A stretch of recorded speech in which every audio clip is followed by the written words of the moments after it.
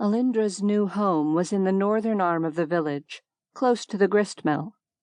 Ithric was relieved that Isabeau seemed content to let him stew in silence as they walked, rather than offering platitudes or trying to engage him in small talk. It was decidedly odd being with her like this. The last time he had been in Venzor was many years ago, before the war, and only a few months after he had shifted form for the first time during the bandits' attack on the road outside of town. On that occasion, too, Isabeau had offered to accompany him to try to make peace with his sister. Time seemed to waver back and forth between the present and the past, even though he was no longer a frightened boy, alone and in hiding. Maybe he should have let Favian and Kathrael come along. But no. This was something that he and Alindra needed to work out between them, if it even could be worked out. "Here it is," Isabeau said, indicating a modest hut that was decidedly crook-cornered in places, but neatly kept and covered in a fresh coat of whitewash. "Do you want me to stay? I could wait outside and walk back with you afterward, if you'd like." As a youngster, Ithric had barely known Isabeau, only by name as a customer of his father's who would come in to buy combed wool every few weeks.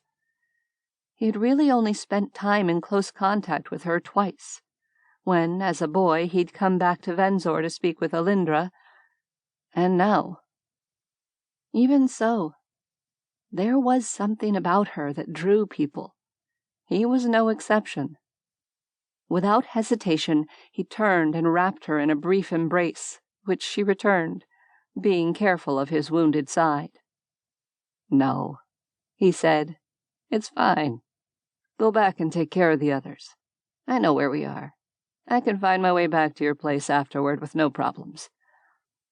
Thanks for bringing me, Isabeau." "Again." She smiled, a wry expression. "We do seem to be making a habit of this, don't we?" "Good luck, Ithric." He tried to smile in return, and she turned with a wave to head back to her home and her house guests. Ithric looked back toward the little hut, then took a deep breath to steady himself before marching up and knocking on the door. The afternoon light was slanting into evening now. It was Alindra's bondmate who answered the door, already home after finishing his day's work at the gristmill. Yando was a powerful young man, whom Ithric remembered only vaguely from his childhood. Even then their parents had intended Alindra to join with him, but he and Ithric had not interacted much. For this reason, it wasn't really a surprise when Yando showed no recognition upon seeing his face. "Yes?" he asked, faintly wary. "Can I help you?" Ithric suddenly became aware of the picture he must present. He'd had nothing when Favian and Kathrael freed him from the traveling show, where Turvik had been forcing him to stay permanently in the form of the lion. No possessions, no money, not so much as a stitch of clothing to call his own. Now he was wearing a threadbare set of acolyte's robes from the temple in Woodhurst, over Favian's extra pair of breeches and worn sandals. Hardly the model of respectability. He'd been silent too long. A light voice came from the back room of the small hut, as familiar as his own, despite the changes adulthood had wrought.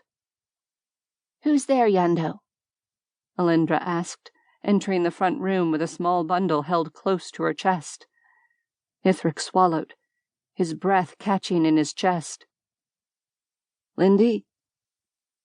Alindra froze just inside the connecting doorway, with a high-pitched gasp, her face going white as milk.